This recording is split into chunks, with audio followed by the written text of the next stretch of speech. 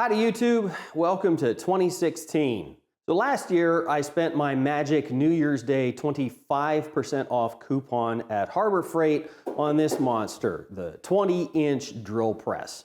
Walked you through the unboxing and assembly, and we've talked about it on and off throughout the year. Basically, I'm thrilled with this thing. For the money that I spent on it, well, even for more money maybe than I spent on it, this is a really solid, really good drill press. I would buy it again in a heartbeat. Honestly, the only thing I have discovered through the course of a year's worth of use on this press that isn't maybe exactly what I wanted is this chuck. This chuck has two problems for the way that I use the drill press. Neither of them are what I would call a defect. It's just that what this chuck was designed to do and what I do with a drill press turn out to be slightly different. First of all, it's a monster. If you run the jaws all the way up in there, you can almost get your whole thumb inside the chuck. It will easily chuck a 3/4 inch shaft, and I haven't checked, you might be able to get a full 1 inch diameter something or other up in that chuck. Well, that's all well and good, but I, for the most part, don't have any need for something that big. And unfortunately, the consequence of that is that if you go the other way, if you chuck it all the way down, 3/16 of an inch is about the smallest bit you can reliably get to stay in there. Now, 1/16 of an inch doesn't sound like a whole lot, but what it boils down to is that I find myself needing to drill 1/8 inch holes on a pretty regular basis. And the fact that I can't get a 1/8 or certainly anything smaller than that into this chuck has annoyed me more than once over the course of the year. And this right here is the other thing that works perfectly but drives me nuts. This is the chuck key that goes with this thing.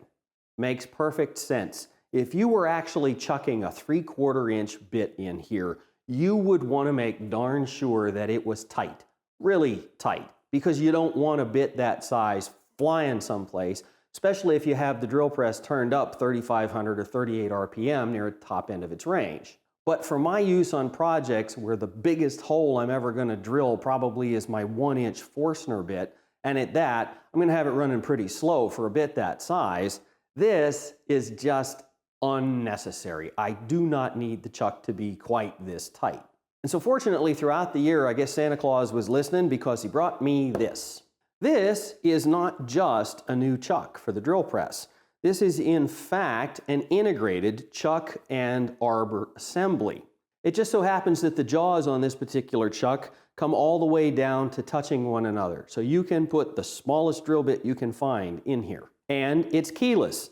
It has a great knurled knob that's set with a set screw right onto the arbor here and good knurling on the chuck. So you can get a good grip on it, you can get it nice and tight, but without having to use a key. And while I was thrilled to death with the runout results that I got when I did the test on the stock setup here, the fact is that an integrated chuck and arbor assembly should be even more precise than the multi-piece setup that I have right now. So let's real quick go through the process of swapping out this chuck and arbor for this assembly on the press.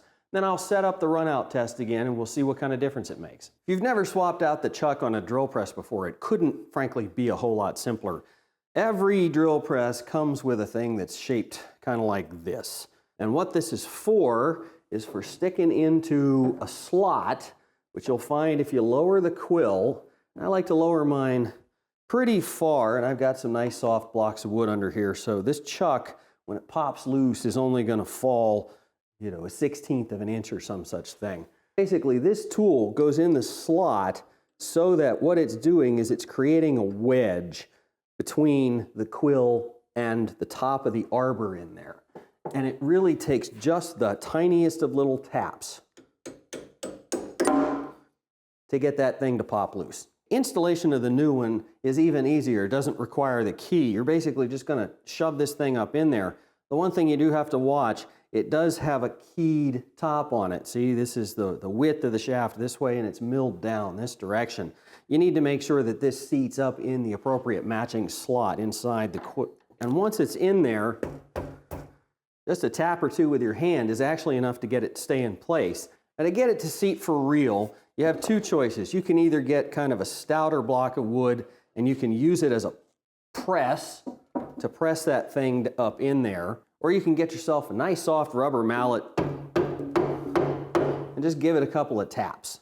You don't have to jam this thing home. Remember, as you're using it, you're putting pressure on it that's shoving it up in there tighter and tighter and tighter.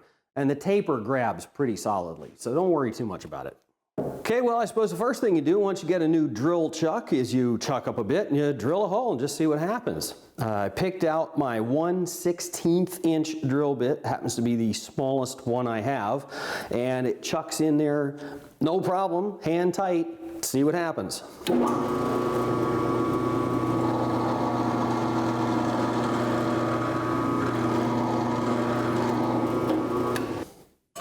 Like butter. With a new chuck installed, I want to do my runout test again. Now, this time, I am a little bit better set up for it. For instance, I have a good high-quality Forstner bit that I can use as my reference shaft in here. I'm much more confident that that thing is perfectly round than I was with the aluminum bar stock I had in the first test. I also now have these machinist step clamps to attach to the drill press table, so I'm much more confident that my dial indicator is not going to move around on me. Two things that are still the same, still have the same silver mark on my pulley, and the drill press is once again unplugged. The silver mark is facing me. I'm going to call that my 0 point. Dial indicator is zeroed. Let's see what happens when we start turning it. So there's a quarter of a turn, and I'm going to say that's about half a thou.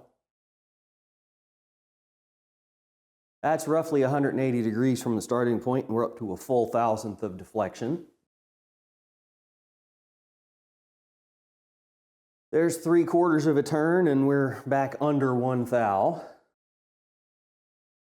And sure enough, back where we started gets us back to 0. Not going to get much better than that, YouTube. 1 thou of runout. All right, now I want to try something that I didn't do the last time. I'm actually going to turn the drill press on with the measurement rig set up. I do have it set as slow as it goes. The drill press is only going to turn the bit at 180 RPMs. I cranked the GoPro up to 120 frames a second, which is as fast as it goes. Hopefully, I'll be able to pick out a couple of frames somewhere in here that will show me the maximum deflection of the needle one way or the other.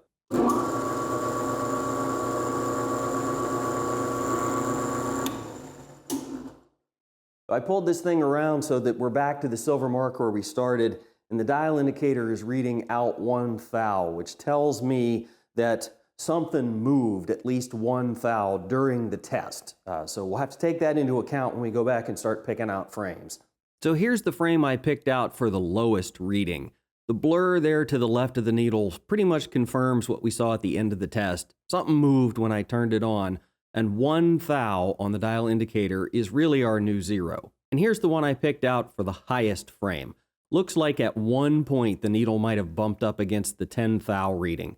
It didn't do this more than once. For the most part, 7 or 8 thou seemed to be the top. But it did this once, so therefore it's the worst. Bottom line, I'm happy about this. I'm really happy about this. It's definitely more accurate than the old chuck. How much more accurate? I don't know. But the bottom line is there's a reason that drill presses weigh hundreds of pounds and cost hundreds of dollars, and milling machines weigh thousands of pounds and cost thousands of dollars. If those couple of thou of needle wiggle bother you, then you're in the market for the latter. In the meantime, I'm going to very much enjoy being able to chuck up even the very smallest of those drill bits and to not have to go find the chuck key in order to do it. Good thing too, because the next project that just showed up on the list is going to require a couple of small holes, but that's going to have to wait for another day. Till then, stay safe, YouTube. Thanks for watching.